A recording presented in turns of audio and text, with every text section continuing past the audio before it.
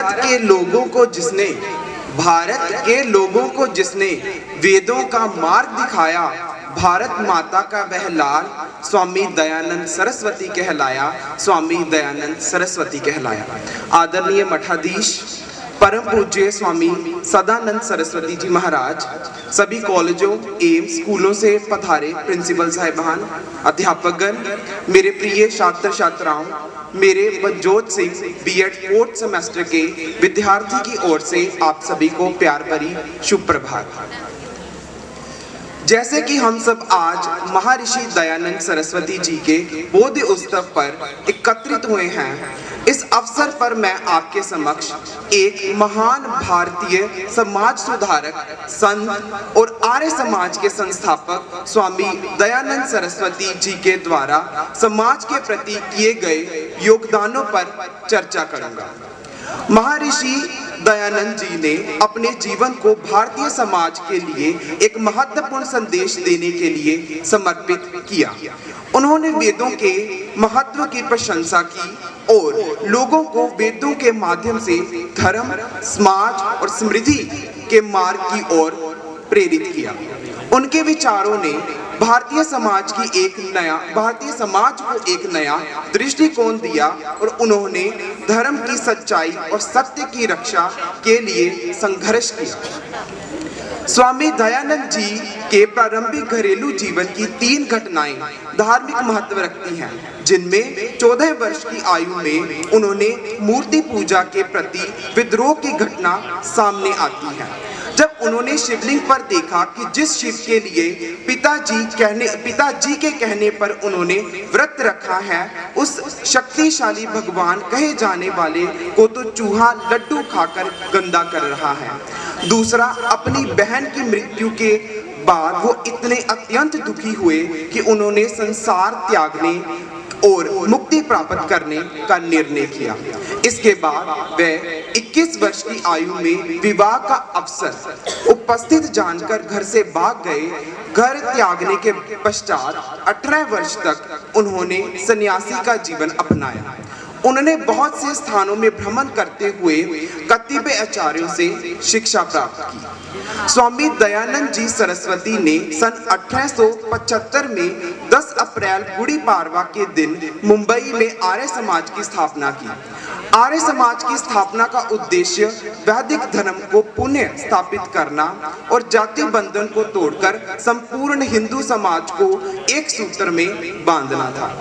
आर्य समाज के अनुसार ईश्वर एक ही है, जिसे ब्रह्मा कहा जाता है। सभी हिंदुओं को उस एक ब्रह्मा को ही मानना चाहिए। स्वामी जी ने धर्म परिवर्तन कर चुके लोगों को पुनः हिंदू बनने की प्रेरणा देकर शुद्धि आंदोलन शुरू किया।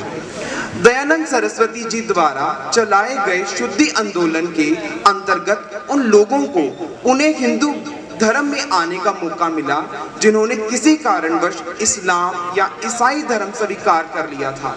शायद इसलिए ही एनी बेसेंट ने कहा था कि स्वामी दयानंद जी सरस्वती वे पहले व्यक्ति थे जिन्होंने कहा था, भारत भारतीयों के लिए है, भारत भारतीयों के लिए है।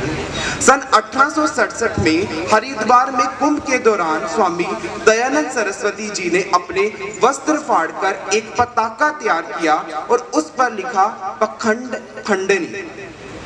उसे अपनी कुटिया पर फहराकर अधर्म, अनाचार और धार्मिक शोषण के खिलाफ युद्ध की घोषणा कर दी। इस प्रकार उन्होंने पखंड खंडनी पताका के द्वारा पोंगा पंथियों को चुनौती दी एवं झूठे धर्मों का खंडन किया। स्वामी जी के विचारों का संकलन इनकी कृति सत्यार्थ प्रकाश में मिलता है, जिसकी रचना स्वामी जी ने हिंदी में ही की थी। दयानंद जी ने वेदों को ईश्वरीय ज्ञान मानते थे। उन्हें ये पता चला कि वेदों से ही हमारा धर्म बढ़ सकता है।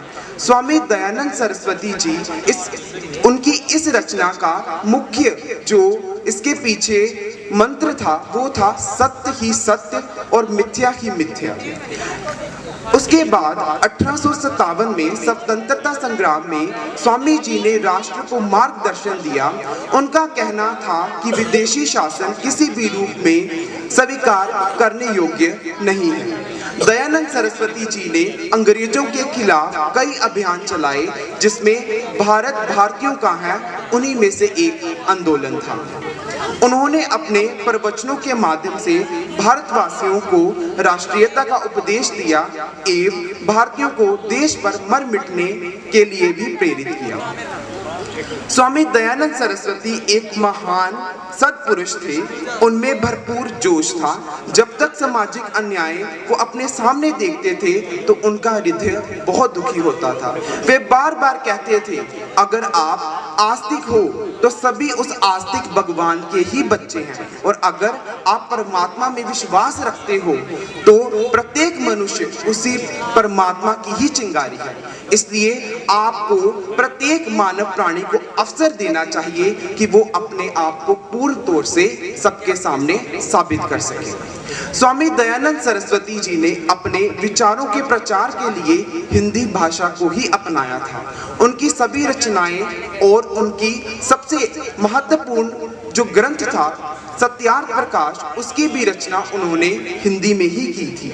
उनका कहना था कि मेरी आंख तो उस दिन को देखने के लिए तरस रही है जब कश्मीर से कन्याकुमारी तक सब भारतीय एक भाषा बोलेंगे और उसको समझेंगे। इस तरह उन्होंने हिंदी भाषा को भी उसका भी सम्मान किया। तो आज हमने जाना कि स्वामी दयानंद जी की जीवन तथा उनके समाज के प्रति उनकी क्या विचारधारा थी। उनके विचारों ने भारतीय समाज को समझाया कि वेदों की क्या महत्वता है और हमें अपनी संस्कृति और धर्म के प्रति समर्पित रहना चाहिए। स्वामी दयानंद सरस्वती जी व उनके मानव कल्याण, राष्ट्रीय सेवा, कुरीतियों के खंडन, स्त्री सशक्तिकरण के महान कार्य संपूर्ण मानव जाति के लिए एक प्रेरणा के स्रोत हैं, एक प्रेरणा के स्रोत हैं। धन्यवाद।